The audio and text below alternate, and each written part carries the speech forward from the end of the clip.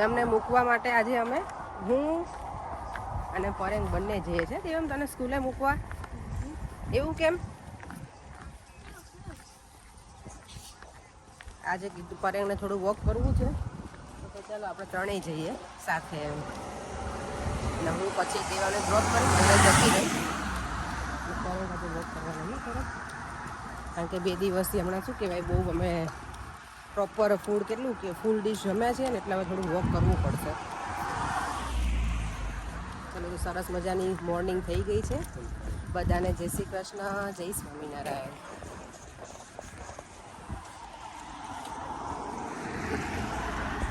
દેવામને જે સવારમાં સ્કૂલે મૂકવા આવી હતી અને અત્યારે લેવા આવી ગઈ. ઇન બિટવીન મેં કાંઈ જ આજે વિડીયો નથી બનાવ્યો, બિઝી હતી થોડી કામમાં એટલે.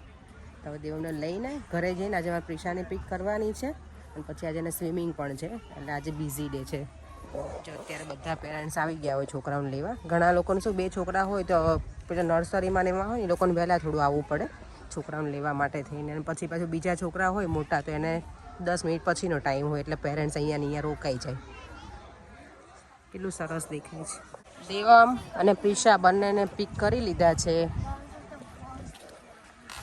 ચાલો હવે ઘરે જઈ અને ભૂખ બહુ જ લાગી મને તો કંઈક ખાઈશું કારણ કે કાલે મમતાના ઘરે કથા હતી ને તો ત્યાંથી આપ્યું છે મને કારણ કે વસ્તુ ઘણી બધી હોય એટલે તો એ ખાવાનું છે આજે મારે. દેવમ આઈસ્ક્રીમ ખાતા ખાતા પ્રિશા અને દેવમ જો બંને આઈસ્ક્રીમ એન્જોય કરે છે. આજે થોડુંક તડકો છે ને બહાર એટલે. દેવમ પેલા ખાઈ લે, જલ્દી કરો. ચલો બંને ખાઈ. લસણની ચટણી બનાવી છે ને જો લસણ ફૂલાઈ ગયું છે મારું. ચલો આજે હું તમને બતાવી દઉં. આજે સ્ટોર કરવાની હોય લસણની ચટણી એની રેસીપી.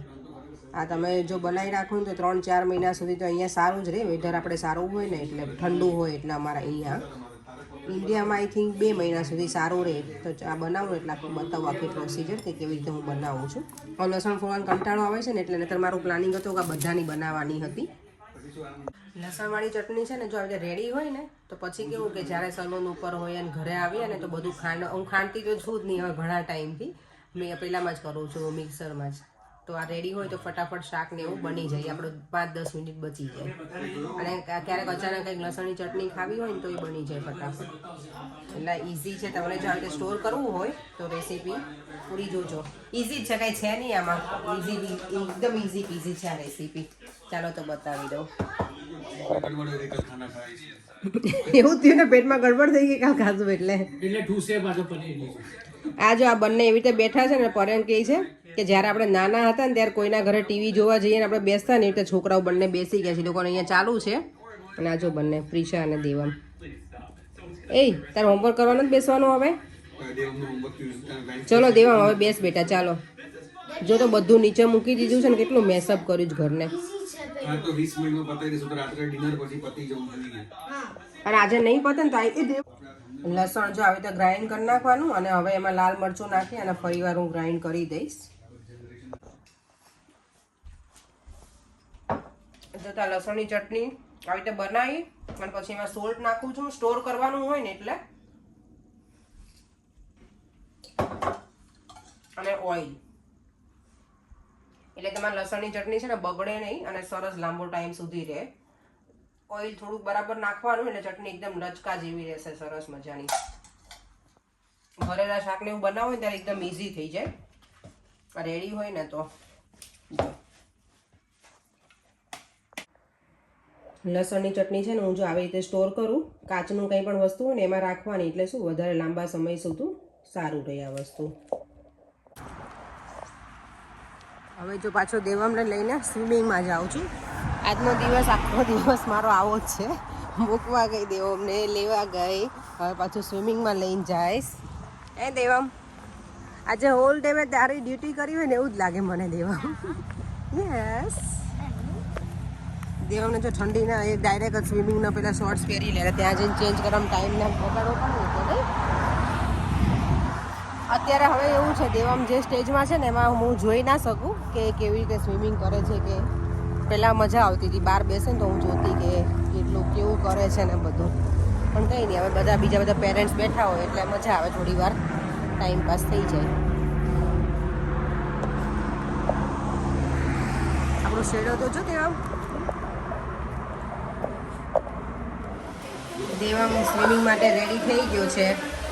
જવું છે દેવાંગ? ગો.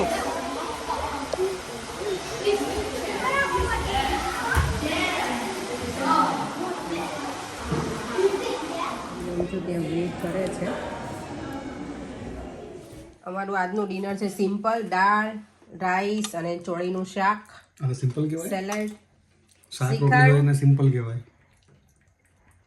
અને આ શ્રીખંડ આવ્યો છે મમતાના ઘરેથી, શીરોય ત્યાંથી આવ્યો છે, પાપડે ત્યાંથી છે.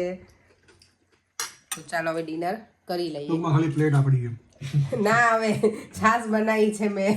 છાશ ક્યાં ફ્રીજમાં? ઓકે, હા, એના જ લીધી, શ્રીખંડના લીધે, હે ને? કઈ નહીં, પણ આપણું કંઈક તો છે ને ભરે. ચાલો તો જમી લઈએ હવે. દેવામને અત્યારે હોમવર્ક ટાઈમ ચાલે છે, બેઠો છે અત્યારે ફાઇનલી હોમવર્ક કરવા. કેટલી માથાકૂટ કરીને પછી એ દેવામાં આજે બેટા? દેવામ ખબર પડે છે બેટા એમાં કે નહીં? માં દીકરો કે મને દેવામ આમ આસ્કિંગ યુ. દેવામ એટલો બધો આમ બિઝી થઈ ગયો છે ને ભણવામાં કે સામે નથી જોતો.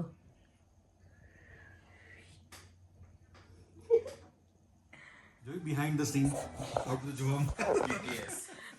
અત્યારે છે ને પરેમ મને શીખવાડે છે કે ફોન કેવી રીતે પકડવાનો અને વિડિયો શૂટ કરવાનો. ક્યારના મારું ભેજું આમ રાખે હવે પ્રોપર બરાબર જ રાખું છું. જો બરાબર તો રાખું છું.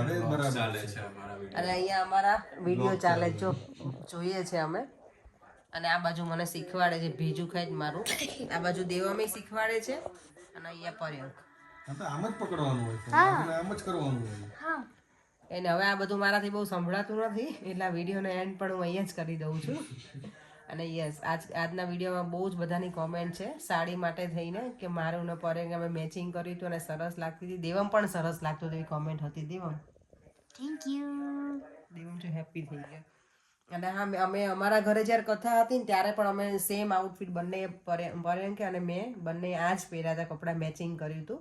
અને આજે પણ તો અમારો જે કથાનો વિડીયો છે તમે ના જોયો હોય તો વિડીયો જોઈ લેજો, એ પણ બહુ જ સરસ છે. અમારા ઘરે કથા હતી ને એનો રીતે. અને બીજી બધાની કમેન્ટ હતી, ઘણી બધી હતી સાડીને લઈને જ કે સરસ લાગતી હતી એને બધું. અને બીજી મને યાદ નથી આવતી કોમેન્ટ હતી, યાર રીડ કરવાની હતી, ભૂલી ગઈ છું. યસ, લસણની ચટણીની નિધિ પટેલે જ પૂછ્યું છે. નિધિ પટેલની કમેન્ટ હતી કે લસણની ચટણી સ્ટોર કરવાની ફૂલ રેસીપી આપજો. તો યાદના વિડીયોમાં તમને કાલના વિડીયોમાં એ જોવા મળી જશે. મેં ઓલરેડી એ રેસીપી આખી બનાવી લીધી છે. કારણ કે તમારી પણ કોમેન્ટ હતી અને અગાઉના વિડીયોમાં બીજા ઘણા બધાએ કોમેન્ટ કરી હતી કે તમે લસણની ચટણી કેવી રીતે બનાવો છો, જે સ્ટોર કરવા માટેની હોય ને એ તમે ફૂલ રેસીપી આપી દીધી છે. તો એ તમે કાલના વિડીયોમાં જોવાનું ભૂલતા નહીં. Thank you so much. બધાએ કોમેન્ટ કરી છે અને વિડીયો આજનો બધાએ બહુ જ લાઈક પણ કર્યો છે. તો બસ આમને આમ સપોર્ટ કરતા રહેજો. અને આ વિડીયોનો એન્ડ પણ અહીંયા જ કરું છું. જો તમને આ વિડીયો ગમ્યો હોય તો like, share and subscribe. Bye. જય શ્રી કૃષ્ણ. જય સ્વામિનારાયણ.